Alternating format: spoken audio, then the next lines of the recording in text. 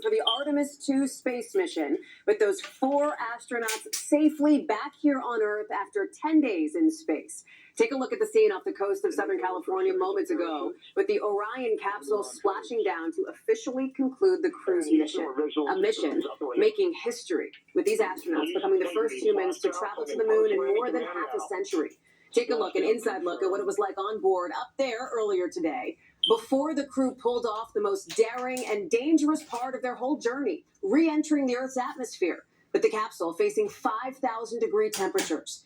That moment of the trip back, so critical, NASA had to change the trajectory to try to make it less dangerous.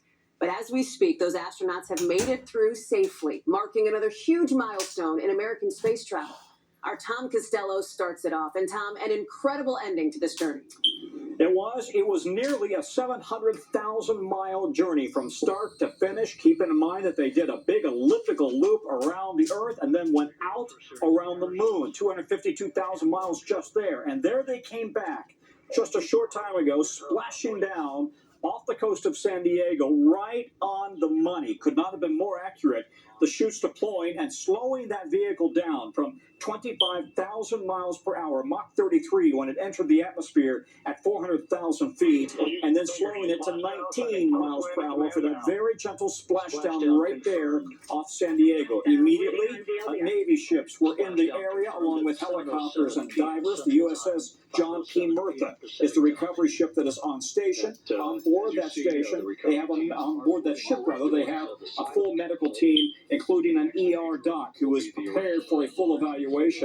This completes this historic trip, 10-day mission going to the far side of the moon and back. Could not have gone any better. These are live images now as we watch the spaceship bobbing in the water and waiting for a full recovery from the divers who will approach, waiting for a power down, approach, and then extract the team. Nothing at all to consider anything having gone wrong here in the last few minutes. It just went perfectly. Of course, in that spaceship, Commander Reed Weissman, pilot Victor Glover, mission specialist Christina Cook, and the Canadian astronaut mission specialist Jeremy Hansen, all of whom the world has really fallen in love with over the last few weeks, and especially over the course of their mission, taking them to see a part of the moon that no human eyes have seen before. Now, let's explain that. Yes, Apollo missions did orbit the backside of the moon, but they were at such a low altitude, they didn't take in the full picture of the moon on the far side. That's what this mission was all about, but really it was a test flight, testing out this Orion spaceship so that it can be used in the future to eventually bring humans to that lunar orbit for a moon landing as soon as 2028.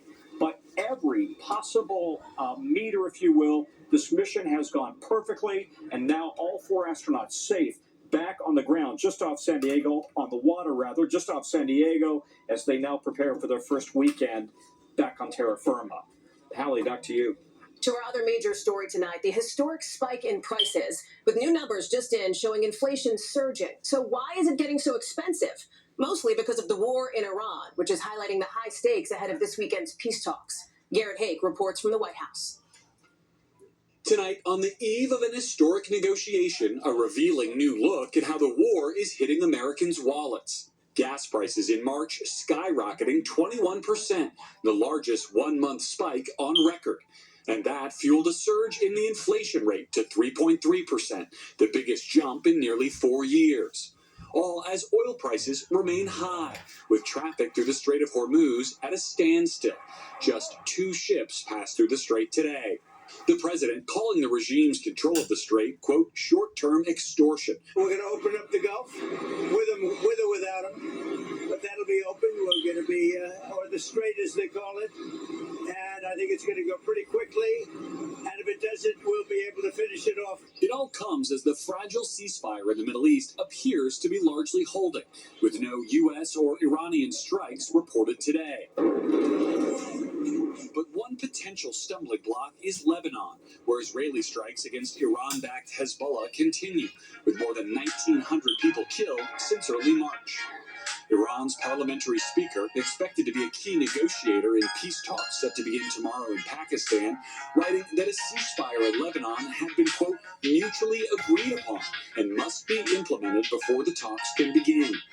The White House denies that Lebanon is included in the current ceasefire. But President Trump told NBC News Thursday that he had spoken to Israeli Prime Minister Benjamin Netanyahu and expected the Israelis to, quote, low-key it in Lebanon.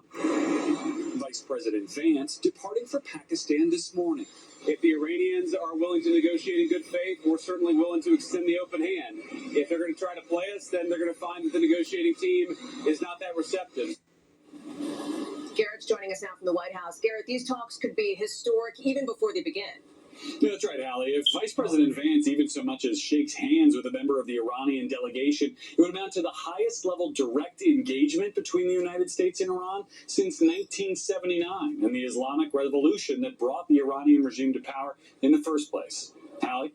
Garrett Haake at the White House, thank you. So let's take you to where those critical negotiations will kick off in just a few hours. Keir Simmons is on the ground in Pakistan tonight. Keir, good evening. Ali, good evening. We just landed in Islamabad ahead of the talks. The Iranians have arrived. The Vice President is en route, despite disagreements that have threatened to derail the negotiations. The Iranians' maximalist demands include the lifting of sanctions, while the Trump administration is looking for multiple concessions, including the release of American detainees. And that oil choke point, the Strait of Hormuz, will be central to the success or failure of these negotiations. It's set to be a contentious meeting. The stakes couldn't be higher. Ali? Keir Simmons, thank you. To the Bahamas now, and new developments in the case of a missing American mom. Police interviewing her husband today as we're hearing new audio from him describing the moments he says she went overboard. Jesse Kirsch is on the ground for us tonight. Tonight, Brian Hooker is still behind bars and may be charged with murdering his wife, according to his lawyer. You think they are looking at him for possibly being charged with murder? Right, based on the fact that they're saying that they believe he caused her harm that resulted in her death. That suggests murder to me. Attorney Terrell Butler says police questioned her client for more than 3 hours today. Hooker says his wife, Lynette, fell from the couple's small dinghy in rough weather. We have no evidence that, or at least we've not been informed of any evidence that any body has been recovered or any information in relation to her death. The Royal Bahamas Police Force has not commented on these claims. That was the craziest night drifting out in the Abaco Sea. Also new tonight, this apparent recording of Brian Hooker describing what happened as his wife went overboard. She basically just bounced off the dinghy in the middle of a little blow, like 20-some knot winds that popped up. I think she tried to swim back to the sailboat, back to our sailboat, which was probably, I don't know, 1,000 yards or something. Just, I yelled. I couldn't see her anymore. NBC News cannot verify the audio's authenticity. Brian Hooker's attorney says she cannot either. Marnie and Blaine Stevenson say they've known the Hookers for more than 2 years and recorded this call with Brian Monday night. What would you want people to hear most from that call? The flares. Who saw a flare?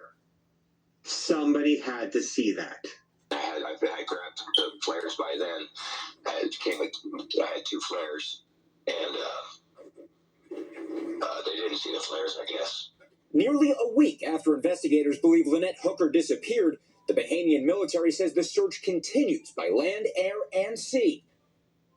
Jesse's joining us now from the Bahamas. And Jesse, you're in front of the building where police have been questioning Brian Hooker. It sounds like it may have gotten emotional. Yeah, Brian Hooker's lawyer says he even broke down in tears when he was being interviewed here earlier today. That lawyer also says that Brian Hooker denies any wrongdoing as the search for Lynette Hooker continues. Hallie.